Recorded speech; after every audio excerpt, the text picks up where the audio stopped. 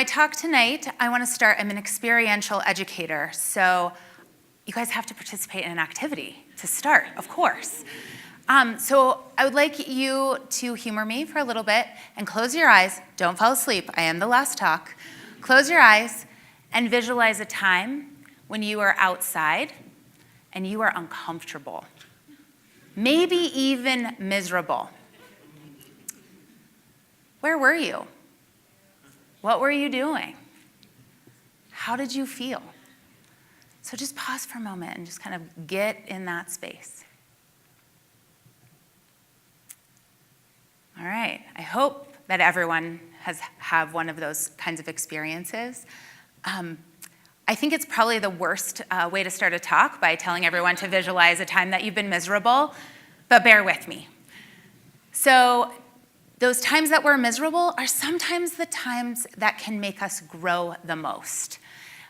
They are also the times that we tell in stories again and again, maybe about our hubris, maybe about something that was out of our control that happened in the wilderness, but they are definitely memorable experiences. So in this highly connected world, it's becoming more and more rare for us to pause and take a minute and disconnect, or even to put ourselves in an experience or in a setting where we want to be potentially miserable, right?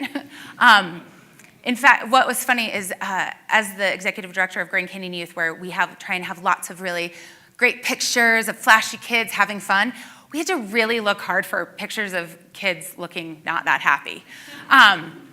But they do exist and they do happen. So I want to talk to you tonight a little bit about grit. And Angela Duckworth, the author, explains grit as the passion and perseverance for long-term goals.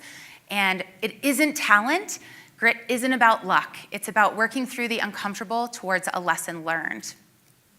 And so tonight I want to take you on a little journey about two somewhat unlikely groups of groups. One is an endangered fish named the humpback chub, and the other are teenagers.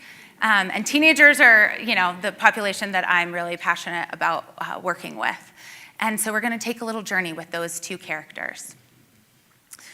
Before I get started, a little bit about me and our organization. My name is Emma Wharton, and I'm the executive director at Grand Canyon Youth. And I have had the absolute privilege of being in my job for the last 15 years. And our mission is to connect young people to the rivers and canyons of the Southwest. And we work with youth from really diverse backgrounds, whether it is a school group, a group of youth with special needs, or all kinds of different groups. And our educational philosophy is to inspire curiosity. Because let's be real for a minute. You take kids out into the wilderness and you start lecturing them about the details of the science and the plants and all of those sorts of things, and they're like, so? That maybe the facts are maybe not going to stick with them, but that way that they feel might. And I'm not a scientist, and so I'm not going to pretend to know a lot about the details of the science that we do, but what I can tell you is when you get kids outside of the classroom, on a river or in a canyon, and they're doing a science project and connecting with that place in a really unique way, magic happens. And I don't know if magic is a scientific word, but magic happens. And every program that we do has a citizen science component as part of it. And we do that for a couple of reasons.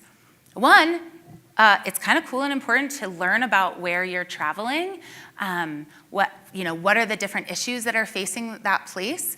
And two, while it's really cool to travel as a tourist, I love traveling as a tourist, it's way more meaningful if you're doing a service project and giving back something to that place where you are traveling. So yeah, citizen science, it's awesome. So really, I'm in the business of making kids miserable. And that comes in lots of forms. It might be that they're getting sunburned, windstorms, sleepless nights. I'm going to use the laser pointer. Or maybe swimming through rapids. I don't know if you can see this young man, Jan's feet there swimming a rapid. So yeah, I'm in the business of helping youth to experience some gritty situations. So I want to take you and tell you a little story about one of the youth that I had the opportunity to take down the river a number of years ago. And our participants come from all kinds of backgrounds and from all across the country, and they all come with different reasons. But the student I want to talk about tonight, we'll call him Victor. He was he's older now. He was a youth in foster care here in Flagstaff, and his caseworker found out about our program and convinced him to sign up. I am pretty convinced that he did not exactly know what he was getting into.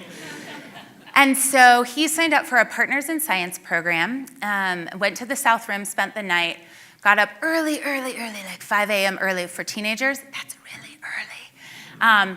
Hiked in on the Bright Angel Trail, a little over 7 miles to meet our boats down at the river.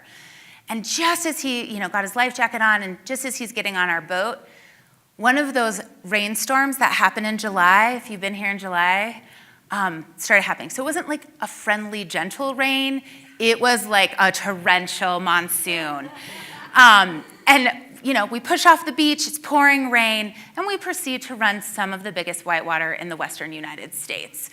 And in between rapids, I kept looking at Victor, and his eyes were as big as saucers.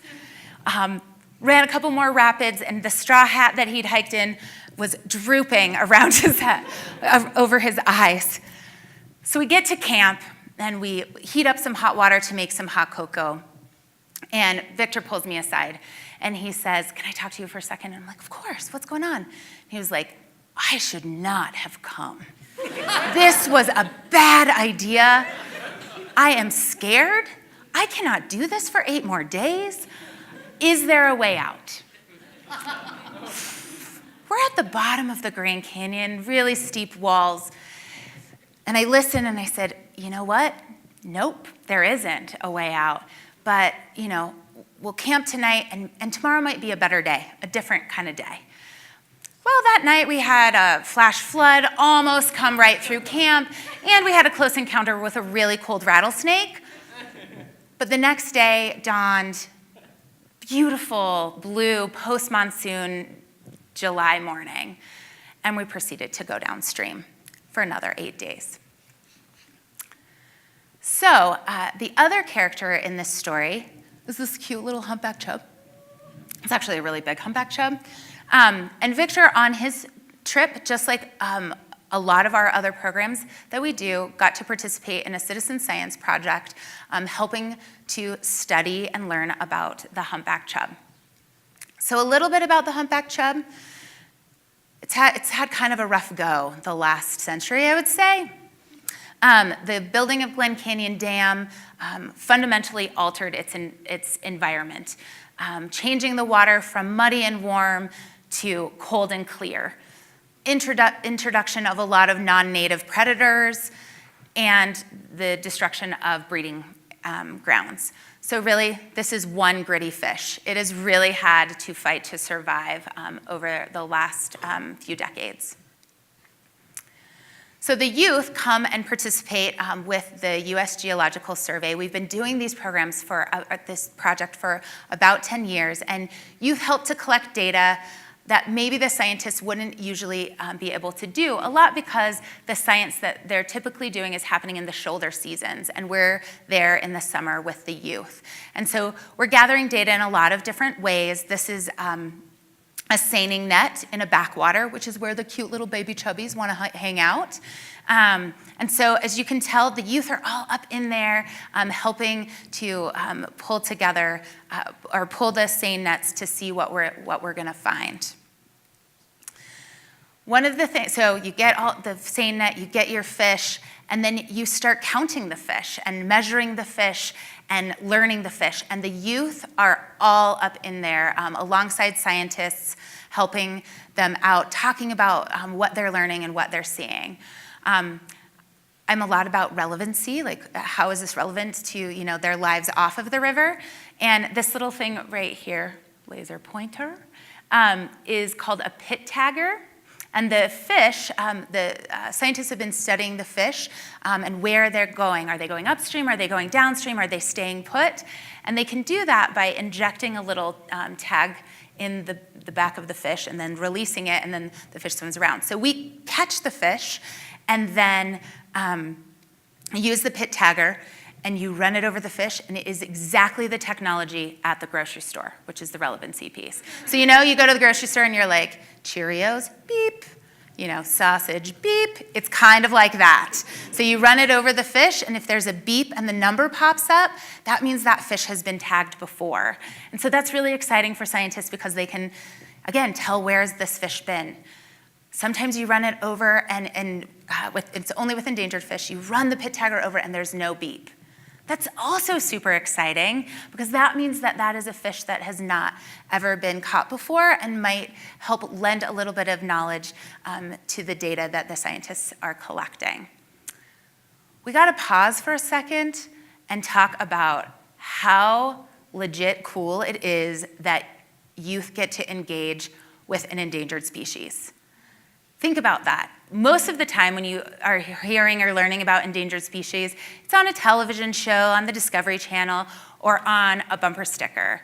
These are kids out in the native habitat connecting and learning and creating a relationship with these endangered species. So cool. I think anyway.